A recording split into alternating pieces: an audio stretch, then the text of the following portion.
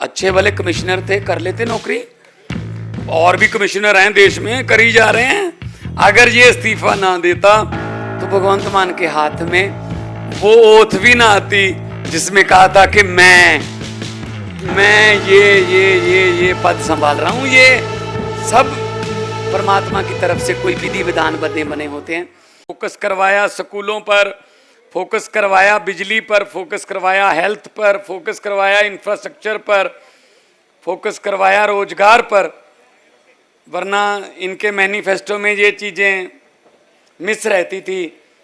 मेरी मुराद है अरविंद केजरीवाल साहब की काम की राजनीति को देखकर, इनके रामलीला ग्राउंड से इनके भाषण सुन के हम अच्छे भले काम कर रहे थे। अपने अपने बड़े, कोई कॉमेडियन था, कोई वकील था, कोई कुछ था, लेकिन हमने कहा यार बंदा सच बोल रहा है यार, इसका साथ तो देना।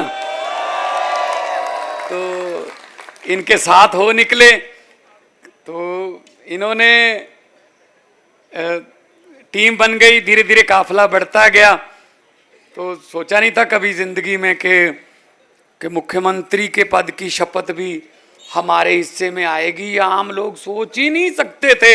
अगर Arvind Kejriwal income tax commissioner की नौकरी से इस्तीफा ना देता, अच्छे भले कमिश्नर थे, कर लेते नौकरी। और भी कमिश्नर हैं देश में, करी जा रहे हैं। अगर ये इस्तीफा ना देता तो भगवंत मान के हाथ में वो ओथ भी ना आती जिसमें कहा था कि मैं ये पद संभाल रहा हूं। ये सब परमात्मा की तरफ से कोई विधि विधान बने होते हैं। आज खुशी का दिन ये है कि पंजाब में 4 बाई इलेक्शन थे।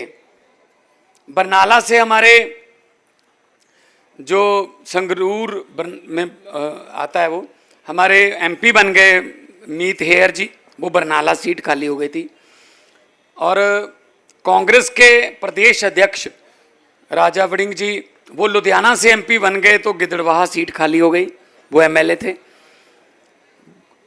डेरा बाबा नानक से जो एमएलए थे वो एमपी बन गए गुरदासपुर से, तो डेरा बाबा नानक सीट खाली हो गई। होशियारपुर से हमारे डॉक्टर राजकुमार चब्बेवाल हमारे एमपी बन गए, तो चब्बेवाल सीट खाली हो गई। 4 सीटों का बाई इलेक्शन था। और मैं आपको खुशी से बताना चाहता हूं, उन 4 में से 3 को बड़ी जबरदस्त लीड से जीत के आए हैं। जो आम आदमी पार्टी के पास पहली बार आई हैं, तीनों सीट आम आदमी पार्टी ने पहली बार जीती हैं। वो 22 में इतनी आंधी चल रही थी, तब भी नहीं आई थी, अब आ गई, क्योंकि लोगों को कामों का पता चल गया। लोगों को अरविंद केजरीवाल के, लोगों को दिल्ली सरकार के, पंजाब सरकार के काम का करने का पता चल गया कि कैसे काम करते हैं। तो प्रदेश अध्यक्ष की पत्नी 22,000 से हारी है गिदड़बाहा में। 13 साल से उन्हीं का कब्जा था जी। 22,000 से हमारा कैंडिडेट जीता है गिदड़बाहा से।